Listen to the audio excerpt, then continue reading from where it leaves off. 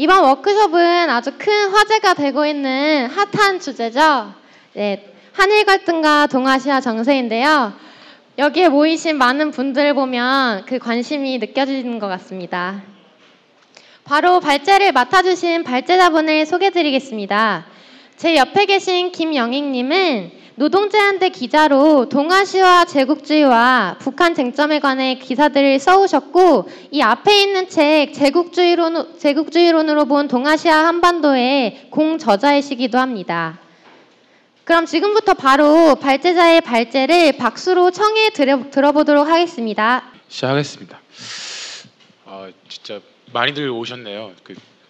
제가 동시간대에 쟁쟁한 경제 워크숍들이 많았는데 이렇게 많이 오신 거 보니까 이 주제가 꽤 핫한 건 맞는 것 같습니다.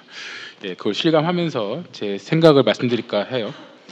예, 한일 갈등이 이제 지속이 되고 있는데, 네, 있죠. 반도체 디스플레이들 중심으로 한 이제 일부 소재에 관한 일본의 수출 규제에 의해서 지금 화이트리스트 배제 문제가 있었고, 최근에는 한일 지소미아, 그러니까 한일 군사정보보호협정 연장 종료 문제를 둘러싼 쟁점이 부각되어 있습니다. 앞으로도 이 쟁점은 좀 더 갈 것 같아요.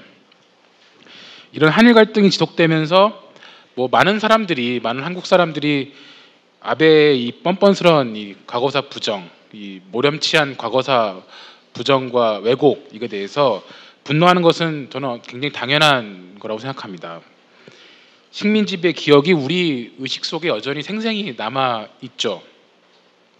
그런데 우리가 이런 문제를 볼 때는 단순하게 과거사 문제 이렇게 볼 것이 아니라 이 문제를 현재 아시아에서 벌어지고 있는 긴장과 갈등 속에라는 맥락 속에서, 현재 맥락 속에서 놓고 봐야 한다고 생각합니다. 즉 지금 문제가 되는 건 단지 과거를 어떻게 해석할지만이 아니라 과거 전쟁 범죄를 부정하면서 현재 일본이 추진하는 일, 그리고 뒤에서 자세히 설명하겠지만 그것을 후원하는 미국이 추진하는 일과 관련돼 있기 때문이죠. 아베는 지금 아시아에서 아시아 태평양에서 자국의 위상과 개입력을 높이고자 군사 대국화를 밀어붙여 왔습니다.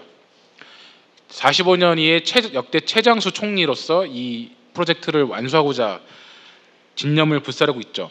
이 아베 프로젝트를 일컫는 한마디로 일컫자면 전쟁할 수 있는 나라 일본을 만들겠다, 이렇게 얘기할 수 있는데, 집단적 자위권을 채택하고 무기 수출 3원칙을 사실상 폐지하는 등의 일련의 제반 조처들을 계속 밀어붙여 왔고, 최근에는 평화헌법을 개정하는 것을 본격적으로 추진하면서 이 길을 확고히 더 가려 합니다. 이런 아베 정부에서 진행되어 온 군사 대국화 프로젝트를 보면 결국 아베가 하고 있는 이 과거사 부정 왜곡은 이 문제가 현재 일본 제국주의의 제도약 문제와 직결되어 있음을 반영한다고 생각합니다. 만약 아베와 일본 지배자들 처지에서 봤을 때 전쟁할 수 있는 나라 일본, 일본이 과거에 사실 끔찍한 전쟁 범죄 국가였다라고 것을 인정한다는 것은 있을 수 없는 일인 거죠. 일본 지배자들은 일본 제국주의의 위신이 가장 걱정되는 겁니다. 따라서 이것은 오늘날 제국주의 문제의 일부다, 이렇게 봐야 합니다. 일본 아베가, 그리고 지금 일본 지배계급이 정면으로 지금 노리고 있는 경쟁 상대는 중국이죠. 중국 경제가 지난 수십 년간 급속히 성장하면서 일본, 한국을 비롯한 여러 동아시아의 주요 국가들, 그리고 중국의 경제적 관계가 더 밀접해지면서 동시에 이 지역에서 중국과 일본 등의 정치 군사적 긴장 갈등도 매우 크게 증대해 왔습니다. 일본은 지금 중국의 부상에 대한 위기감이 꽤 큽니다. 제국주의 체제 내에서 자국의 위상을 이와 맞물려서 어떻게 지킬지를 놓고 부심하는 거죠.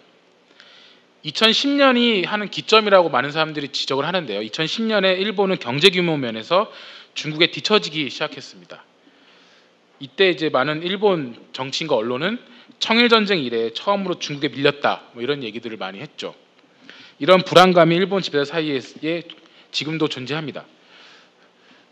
중국의 경제적 추월, 중국 경제가 일본을 추월했다는 점은 일본 경제의 상대적인 비중 하락이라는 문제를 제기하고 있습니다.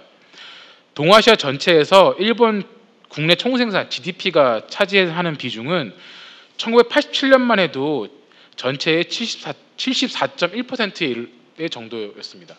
근데 2015년에는 21.2%로 떨어져 있어요. 근데 같은 기간에 중국은 8.3에서 56.5%로 급증합니다. 그러니까 단순하게 동아시아만 놓고 봐도 중국과 일본의 상대적 경제적 위상의 변화가 있음을 알 수 있죠. 이런 동아시아와 아시아 지역의 경제력의 비중 변화, 지역 분포의 변화는 국가 간 권력 관계의 변화를 수반했습니다.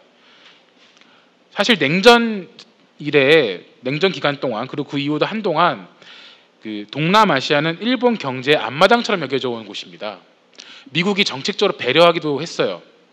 그런데 이 동남아시아에서 이제는 중국의 존재가 매우 커져 있습니다. 그리고 단순하게 경제적 위상만이 아니라 남중국해의 영유권을 확고히 다지려고 하는 지정학적 노력도 중국이 하고 있죠. 즉 동아시아에서 중국, 일본의 상대적 위상이 예전과 달라진 점은 이런 데서 또 확인할 수 있습니다. 아베는 바로 이런 위기감 속에서 출범한 정부였고, 그래서 아베는 여러 시도들을 급격히 단행하면서 이 이런 일본의 제국주의 위상을 지키고자 노력하고 있는 겁니다. 단순하게 제도만 바꾸는 게 아니라 정비하는 게 아니라 군사력 증강도 아베 정부에서 꽤 진전이 되고 있습니다. 원래 일본은 전통적으로 GNP 대비 1% 이내로 군비를 묶어오는 정책을 유지해 왔는데 지금 아베 정부는 군비를 GDP 대비 2%까지 늘리려고 하고 있습니다. 이거는 트럼프가 나토 등에게 제시했던 그 기준에 부합하는 것이기도 합니다. 그래서 항모 도입이라 얼마 전에 일본에 항모를 이제 도입을 했죠. 항모 도입으로 표상되는 1년의 군비 증강 계획 그리고 이를 위한 미국과의 기술 공조 같은 것들을 밀어붙이고 있는 게 아베 정부의 현재입니다.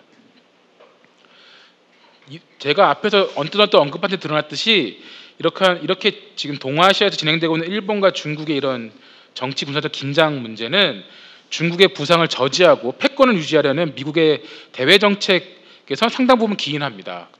더 큰 틀에서 미중 갈등과 연계가 있다는 거죠.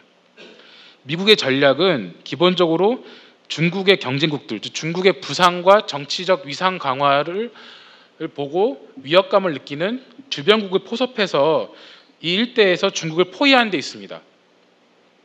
그 포위 과정에서 미국은 일본과 인도를 중국을 동서로 포위하는 동맹의 주축으로 삼으려고 애쓰고 있습니다. 이 문제 좀 더 뒤에서 다시 설명을 하도록 하겠습니다. 아베는 여기서 선봉장 구실을 자임하기 시작한 겁니다. 2013년에 총리 취임하고는 얼마 안 돼서요. 중국 견제 선봉장 구실을 자임한 것이고 일본에 기환을 선언했죠. 이 기환이라는 용어가 참 묘한데 당시 오바마 정부가 아시아로 중심축 이동을 전략을 본격화한 것과 맞물려서 나온 말입니다. 그도 일본은 아시아에서 여러 공세적인 그런 조처들을 마다하지 않고 세력 가시를 위해 내세웠죠. 이런 조처들은 미국과 동맹을 맺어서 동맹을 강화함으로써 중국의 부상을 저지하고 중국을 고립시키는 데서 일본도 한몫하겠다는 의지의 반영입니다. 따라서 이 과거사 문제와 현재 제국시 질서의 관계 그리고 이 과거사를 현재 제국시 질서의 관계 속에서 이해하는 게 중요합니다. 이 제국주의 질서에서의 위상 강화와 위상 유지를 위해서 과거사가 이용되는 겁니다. 부정되거나 왜곡되거나 또는 타협되는 거죠. 이 과거사 문제는 아시아에서는 중국한테는 일본을 제외한 다른 국가들을 결속시키는 또는 그들 사이를 분열시키는 데 유리한 쟁점일 수 있지만 반면에 일본한테는 아시아 국가들을 중국 포위 전략 끌어들이는 데서는 도움이 안 되는 걸림돌이 될 수 있는 요소입니다.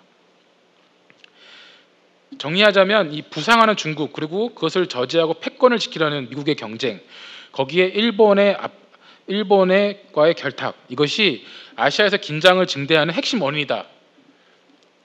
그리고 이 과정에서 이 미국의 전략에서 일본이 미국의 핵심 동맹이라면 한국은 거기서 상대적으로 좀 더 하위의 역할을 맡는 파트너 구실을 하고 있다라고 할 수 있습니다. 따라서 한일 갈등 이런 전체 맥락에서 봐야 합니다. 그러나 한국의 많은 진보 좌파는 이런 한일 갈등은 이런 맥락에서 보지 않고 그 한반도와 그 한반도를 중심으로 한 그 상황 속에서 이해하려고 하고 있습니다. 그러다 보니까 한반도에서의 소위 정세 변화, 최근의 정세 변화가 이번 한일 갈등의 주된 원인이라고 이해합니다. 즉 한국에 대한 일본의 이런 그 공세는 그 한반도에 진행되고 있는 평화 프로세스에 대해서 배제된 일본이 소위 이제 재팬 패싱이라고 불리는 말인데요. 배제되어 있는 일본이 존재감이 약화되고 불안해지면서 자신의 위상을 확인하고자 벌인 일이라는 얘기죠. 근데 이런 견해는 시야가 한반도로 이렇게 좁혀진 탓에 그 바깥에서 벌어지는 즉 제국주의 세계 체제 그 핵심 지역의 하나가 된 핵심 지역으로 부상한 아시아에서 벌어지고 있는 긴장과 적대의 문제 속에서 한반도를 보지 못한다는 그래서 진정한 핵심 놓친다는 문제점이 있습니다. 제국주의를 세계 체제로 이해하지 못하고 한반도와 특정 강대국의 관계 문제를 협소하게 보는 것에서 기인합니다. 그래서 이런 견해 하에서 이 지금 진행되고 있는 남북미 대화에 대한 진정한 성격을 오해한다거나 그 과정에서 한국 정부의 위상과 주도력에 대해서 착각한다거나 하는 일들이 벌어지고 있고 이런 혼란된 생각과 오해가 이 한일 갈등을 이런 프레임 속에서 보게 만드는 거죠. 그러나 이런 많은 진보 좌파 사람들의 생각과는 다르게 재팬 패싱이 이루어지고 있지 않습니다. 미국은 일본을 배제하고 있지 않아요. 올해 6월 미국은 매우 중요한 전략 보고서를 냈습니다. 그 트럼프 정부는 인도 태평양 전략 보고서라는 것을 냈는데요. 여기서 일본을 다시 한번 일본 인도 태평양 지역의 가장 중요한 동맹으로 규정합니다. 그래서 이렇게 얘기하고 있습니다. 미일 동맹은 인도 태평양에서 그러니까 인도양에서 태평양 아우른 이 지역에서 평화와 번영의 주춧돌이다.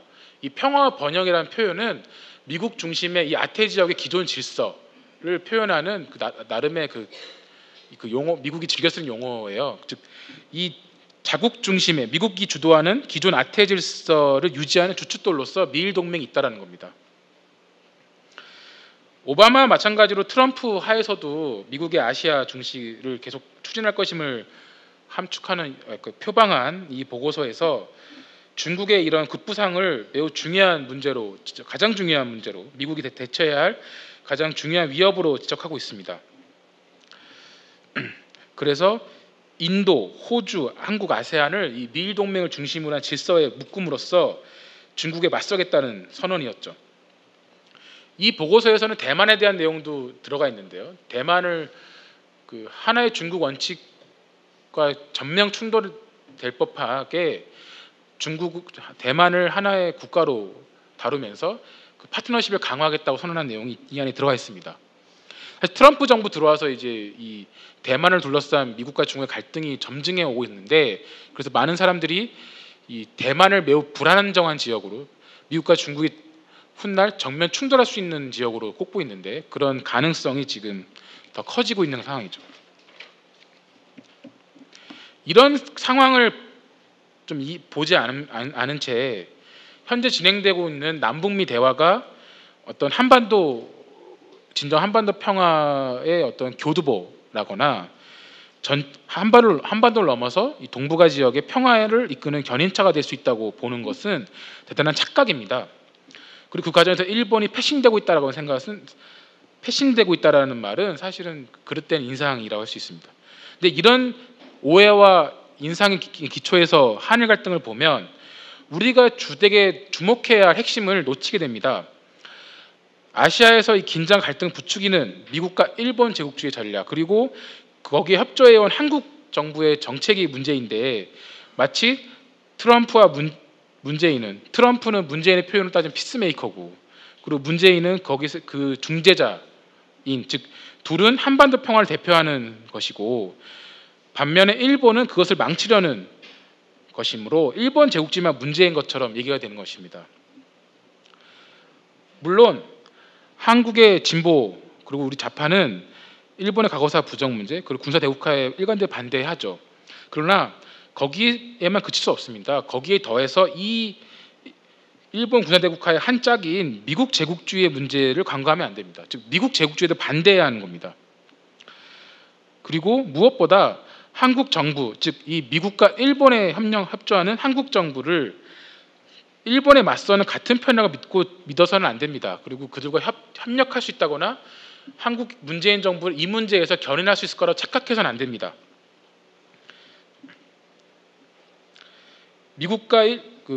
제가 다시 한번 말씀드리면 일본 제국주의에 반대한다는 것은 미국 제국주의에 반대하는 것을 의미한다고 했는데요.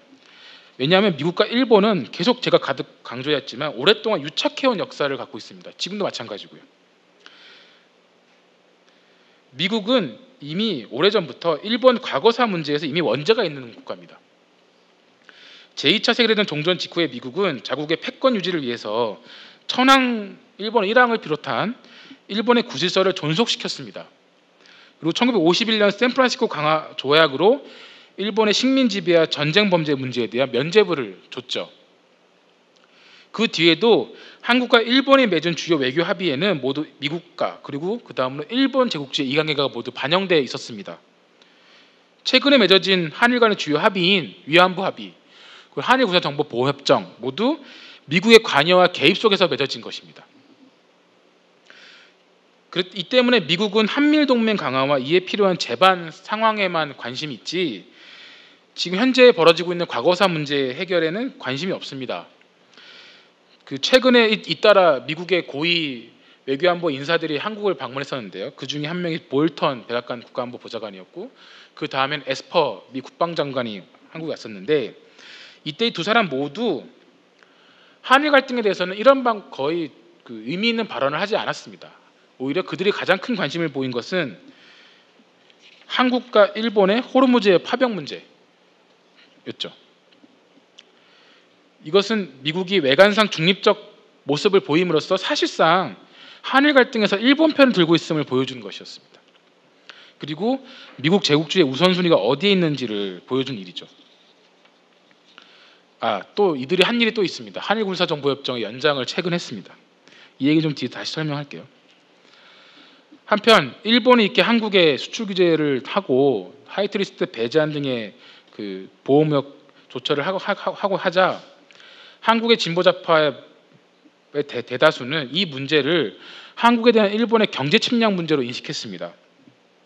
이런 좌파민족주의적 상황 인식은 일본의 소위 경제 침략에 맞서 소위 우리 경제를 보호하고 그것을 위해서 계급을 가로질러 단결해야 한다는 주장과 연결될 소지가 높아지죠.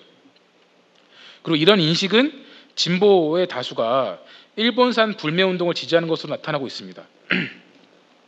분명 지금 현재 강제 동원 문제를 둘러싼 과거사 문제를 둘러싼 일본의 경제 조처는 강대국이 자신의 자신의 요구를 관철시키기 위해서 다른 국가를 압박하는 일에 해당합니다. 지금 일본은 아시아에서 자신의 위상을 지키고 더 전진하는 과정에서 이 과거사 문제가 걸림돌이 되지 않게 하기 위해서 한국의 타협을 요구하고 있는 거죠. 이처럼 강대국들은 자신의 이익을 관철하기 위해서 자신의 힘을 과시하고 사용합니다. 근데 그렇다고 해서 이런 한국과 일본의 관계를 종속된 관계로 이렇게 오해할 수는 없습니다. 한국은 이제 더는 일본의 식민지가 아니고 비록 미국이나 일본 또는 중국 같은 이런 제국주의 열강의 대열에는 끼지 못하지만 세계 10위권에 그리고 군사력도 상당한 수준을 갖춘 중간 규모의 그런 국가입니다. 따라서 한국과 일본이 비록 경제나 군사 면에서 대등하지는 않지만 현재 한일 관계를 과거의 식민지 종속 상태 또는 1960년대와 같다 이렇게 생각할 수는 없다라는 겁니다. 오늘 한국 지배자들은 자국의 이익을 위해서 자신들의 이익을 위해서 제국주의에 협력자 구실을 마다하지 않았습니다. 즉 한국 지배자들도 이 질서의 유지에 이해관계를 갖고 있다라는 겁니다. 때문에 한국 지배계급 또는 그 일부와 노동자가 한편이 돼서 일본 제국주의에 맞설 수 있다라고 또는 그것을 견해낼 수 있다고 생각하는 것은 착각이라는 거죠. 마찬가지로 일본 이 불매운동은 일본의 이런 경제 보호무역 조처를 과거의 그 식민지 경제 침략과 동일시하는 문제가 있습니다. 한국민이 단결해서 한 줌의 토착액을 빼고요, 나베 같은 빼고 전체 한국인이 단결해 이 불매로 대응해서 일본 경제 타격을 주자라는 발상인데요. 뭐 타격이 있는 사람들은 있습니다. 일본에 뭐 대마도나 이런 일부 지방 소도시에 관광으로 먹고 사는 가난한 서민들 1차적으로 타격을 받고 있다고 알려져 있죠. 근데 그런 의문은 들어요. 왜 이런 사람들과 우리가 적대해야 하는가? 그 불매운동으로 피해를 입게 될 일본 노동자들과 한국 노동계급이 왜 적대해야 하는가? 불매운동을 매개로 이런 의문을 던질 수 있게 되겠죠. 이런 생각 속에서 더 나아가 한편 더 이런 논리는 이 불매운동에 깔린 논리에는 더 나아가서 일본에 의존하지 않는 경제를 지향하자는 생각이 깔려 있습니다. 근데 이것은 세계자본주의 현실을 놓고 봤을 때 매우 공상적인 생각입니다. 정의당, 민중당 같은 노동계 진보 정당들이 많은 경우에 지금 이 상황을 기술 자립을 위한 중소기업 육성과 재벌 개혁의 기회로 삼자고 강조하고 있습니다.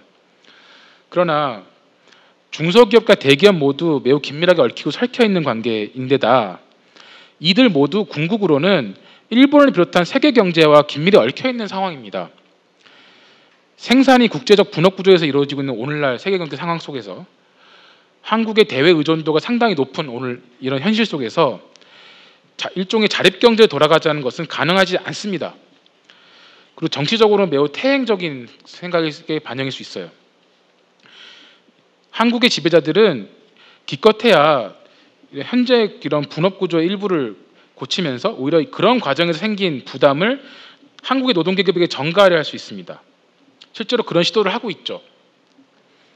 이런 때 한국의 진보 좌파 노동운동이 민족의 이익을 지키는 데 앞장서야 한다. 일본에 맞서서 한 것을 강조한다면 이런 상황에서 노동계급의 조건을 방어하기 점점 힘들어질 수 있습니다.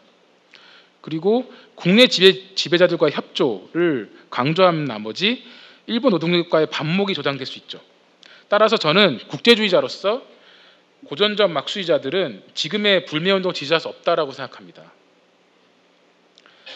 한국의 적잖은 진보파들은 한일 갈등과 관련해 문재인 정부를 제대로 폭로하지도 차이점을 드러내지도 않고 있고 대체로 노동계급의 의식을 노동계급 국제주의가 아니라 민족주의로 이끌고 있습니다.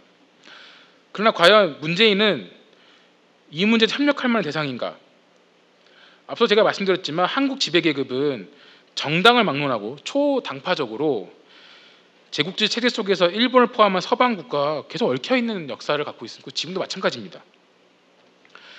많은 진보파들이 나경원과 한경환 같은 지배계급 내 우파를 토착외구라고 하는데 제 생각엔 이 전체가 다 토착외구라고 봐도 과언이 아닙니다.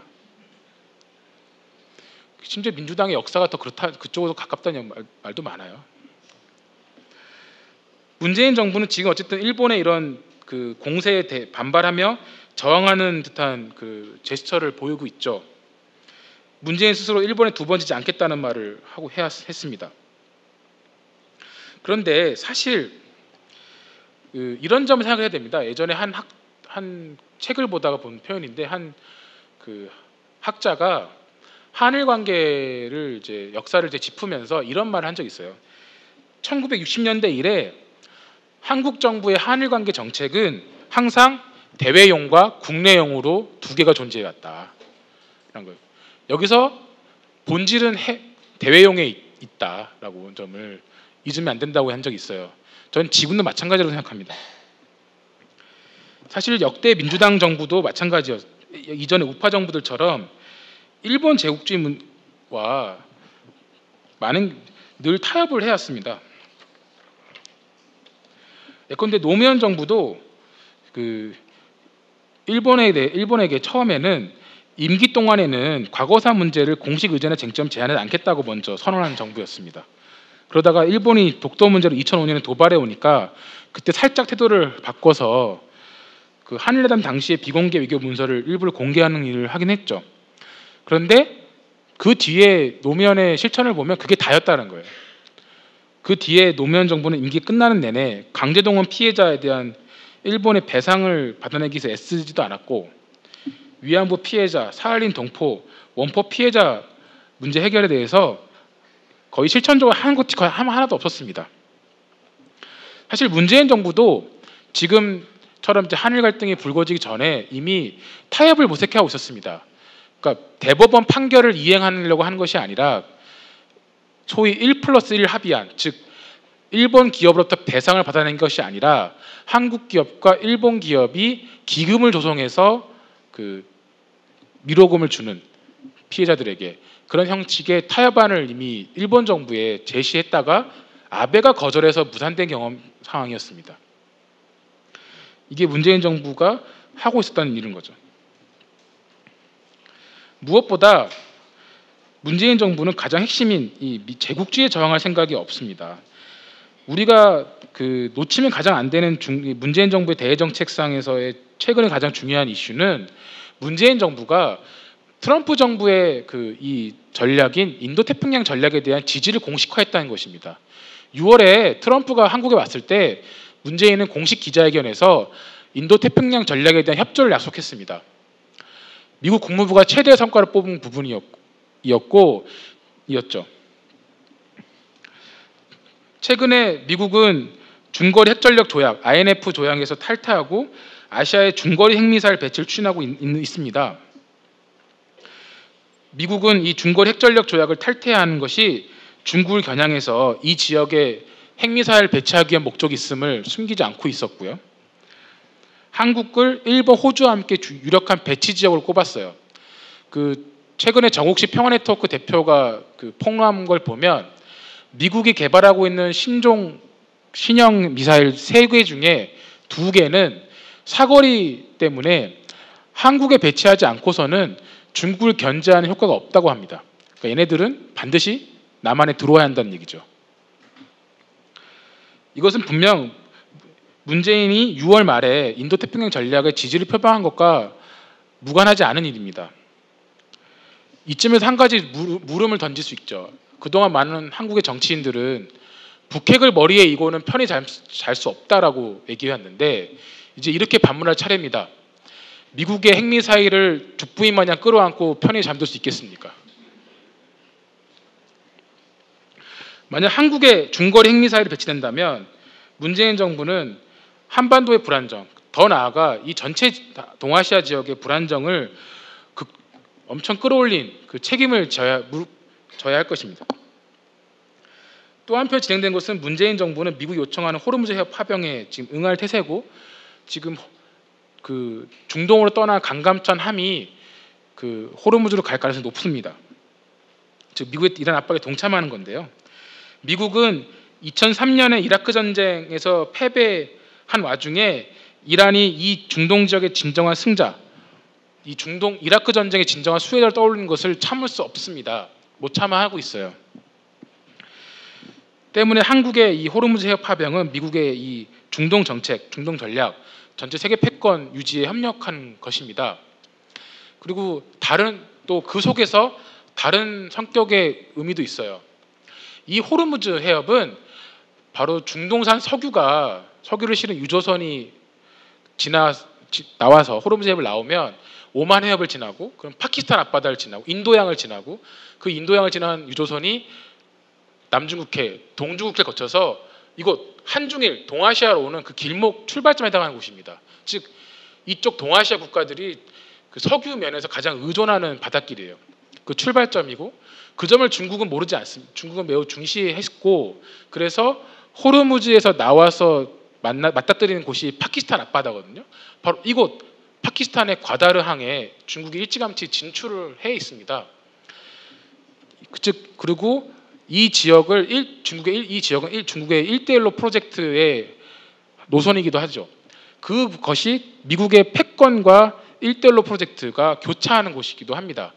이곳에 다국적 함대가 주둔하는 것이고 그것이 함축하는 바는 시사하는 바는 한국과 일본이 이 인도태평양 전략의 지역적 서쪽 출발점이라 할 수 있는 이 호르무즈에서 미국과의 인도태평 군사협력에 편입되고 중국 견제 협조하는 성격을 갖고 있다, 이렇게 얘기할 수 있다는 겁니다. 물론 얼마 전에 문재인 정부는 그 지지층의 여론을 의식하면서 한일군사정보보호협정 지소미아를 연장하지 않겠다고 했습니다. 이 점은 MD를 매개로 한일 군사협력을 발전시키기 원하는 미국으로서는 다소 불쾌할 수 있는 일이긴 해요. 그러나 여기서도 문재인 정부는 미국, 일본과 타협할 여지를 남겨뒀습니다. 그 지소미아 연장 종료를 얘기하면서 한일 관계가 회복되면 이 모든 것들을 재검토할 수 있다고 얘기했죠. 뿐만 아니라 그 다음날 김현종 청와대 국가안보차장은 중요한 얘기를 했습니다. 지소미아가 중단된다고 해서 한일 간의 군사정보 공유가 중단되는 게 아니다라는 거예요. 네. 왜냐하면 그 2014년에 즉 한일 군사정보보호협정 없던 시절에 그것을 마냥 기다릴 수 없었던 미국이 그 적극적으로 나서서 한미일 군사정보 공유 약정을라는 걸 맺습니다. 그러니까 미국을 매개로 한국과 일본이 군사정보를 공유할 수 있는 틀이 이때 생긴 거예요. 그때 이미 많은 사람들이 그것이 그 한일 지소미아의 우회적 그 진전이다라고 비판했었는데 이게 있다라는 거예요. 즉 이걸 이용해 이 틀이 있고 이 틀을 이용해서 한일 간 군사정보 공유는 계속된다라고 김현종 차장이 얘기했습니다. 실상 눈 가리고 아웅이라 할 수 있죠. 더 나아가 김현종은 이참에 한미 관계를 업그레이드할 기회로 삼겠다라고 얘기를 했어요. 이 발언의 맥락을 보면 트럼프가 좋아할 만한 막대한 미국 무기 수입을 해서 군사력을 증강하고 한미동맹을 계속 강화하는 기왕의 방향 자체를 바꾸지 않고 쭉 밀고 나가겠다라는 말이었습니다. 지금 문재인 정부는 자주국방을 강조하고 있습니다. 그래서 막대한 군비 증강 계획, 국방 중기 계획을 얼마 전에 발표했고 거기에는 경항모 건조 같은 계획이 있습니다. 그러면서 F-35 같은 미국산 무기를 수입하는 것에 열을 올리고 있는데 한국이 구입하고 있는 F-35가 만약에 고장나면 그걸 어디서 수리할까요? 한국에 수리하지 않습니다. 일본으로 가서 수리하게 되어 있습니다. 그 F-35의 아시아 쪽 지역 정비창은 일본에 있습니다. 그 지역 정비창은 미쓰비시 중공업의 공장입니다. 전범기업 미쓰비시 중공업의 공장입니다. 이것만 봐도 이 문재인 정부가 하고 있는 항일 제스처가 갖는 한계의 위선이 드러납니다. 이처럼 최근에 이런 여러 중요 쟁점에서 한국 정부는 한결같이 미국에 협조하고 일본과 행보를 같이 하고 있습니다. 그러면서 그 일본에 맞서서 항의를 한다? 전혀 그 실제 진실은 그렇지 않고 하고 있다라는 점이 여기서 드러난다고 할 수 있습니다. 지금 문재인 정부 그리고 자본가들은 최근에 이 일본산 불매운동에 편승해서 평소에 자신이 추진하고 있습니다. 수출 규제를 받는 관련 소재 기업에 특별 연장 근로를 인가하려고 하고요. 부품 소재 산업 국산을 촉진하겠다면서 8월 5일 날 화학 물질 규제 일부를 완화했습니다. 이 틈에 환경 등의 규제를 풀고 있는 거고 더 나아가서 화평법, 화관법 같은 이런 규제 관련 법안을 다 개약하려고 하고 있어요. 이걸 알면 지하에서 김영균 씨가 통곡할 일입니다. 민간적 협의회가 지금 계속 진행되고 있는데 여기서 주로 논의된 것도 바로 이런 규제 완화 의제들이 투성입니다. 이런데 정의당이 참석하고 있다는 것은 좀 안타까운 일이죠. 이런 문제에서 그 좌파적 민족주의는 이런 부르주아적 자본주의 민족주의에 저항한 일관된 대안을 결코 제시하지 못하고 있습니다.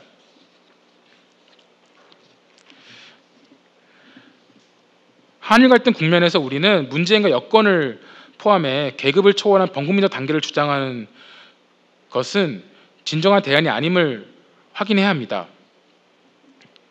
그리고 진정한 반제국적 운동 건설에 도움이 안 된다는 점을 분명히 하고 문재인 정부가 독립적으로 반제국적 운동을 건설해 가야 합니다.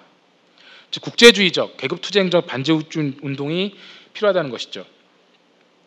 일본 아베가 하는 개헌 시도, 무장 강화 시도에 반대하면서 미국이 계획하고 일본이 앞장서며 한국이 협력하는 아시아 태평양 지역에서의 군사주의적 패권 정책에 반대해야 합니다.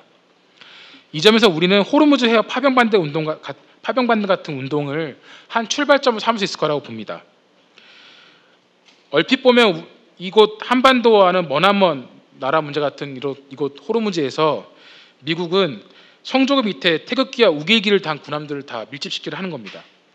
언론 보도를 보면 마치 일본이 호르무즈 해협 파병 요구를 완전히 거부한 것처럼 얘기가 나오는데, 그 군함을 보내는 것은 주저하지만 파병 그 자체의 제안을 거부하고 있지는 않습니다. 그 보도를 잘 살펴보면 초계기 파견 같은 이런 협력 조처들을 검토하고 있다고 얘기하고 있습니다.